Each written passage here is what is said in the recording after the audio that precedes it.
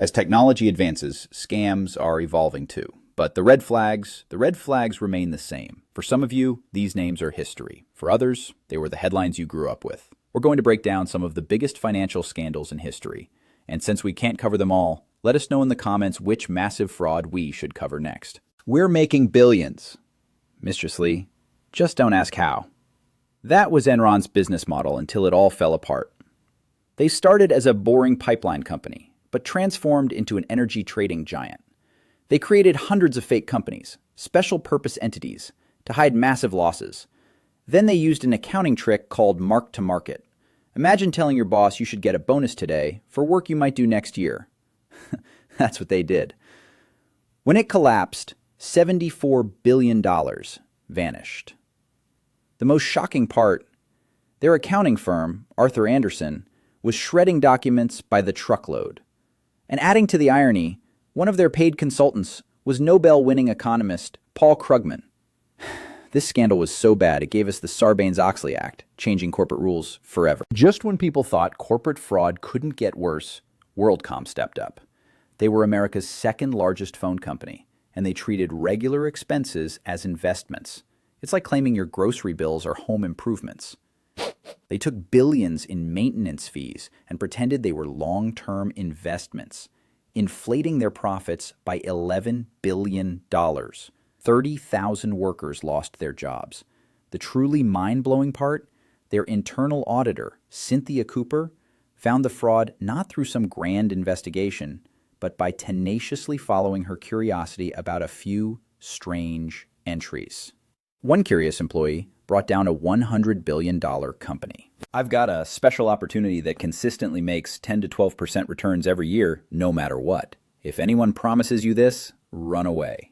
Bernie Madoff ran the largest Ponzi scheme in history, worth $65 billion. He used new investors' money to pay returns to earlier investors. No actual investing happened. He targeted wealthy individuals and charities, a tactic called affinity fraud, going after people who trusted him personally. What's truly shocking is how long it lasted.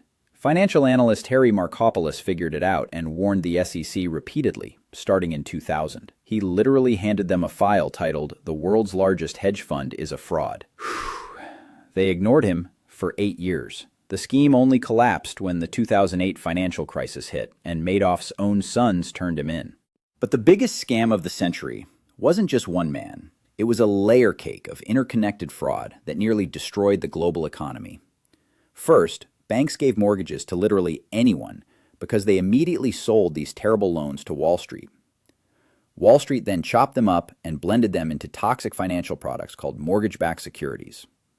Then, the ratings agencies, the supposed referees, slapped AAA safety ratings on this junk because they were getting paid by the very banks creating it.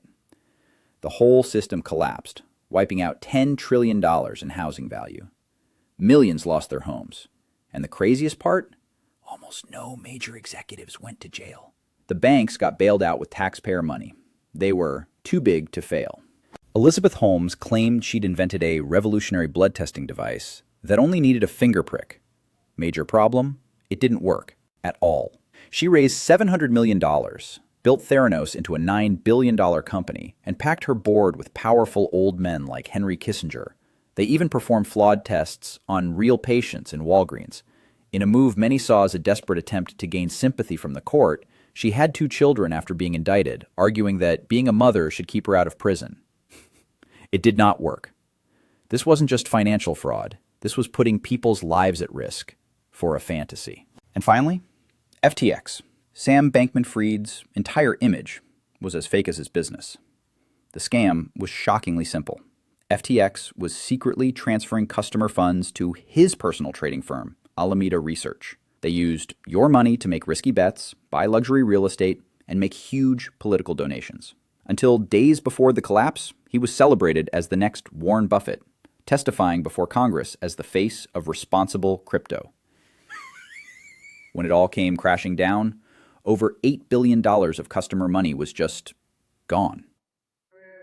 The names change: Enron, Madoff, FTX, but the playbook of greed, deception, and hidden risk repeats itself. You can see echoes of these scandals in headlines today. From real estate bubbles to new tech manias, what massive scandal did we miss? Let us know in the comments below. And if you enjoyed this breakdown, please subscribe and hit that notification bell for more.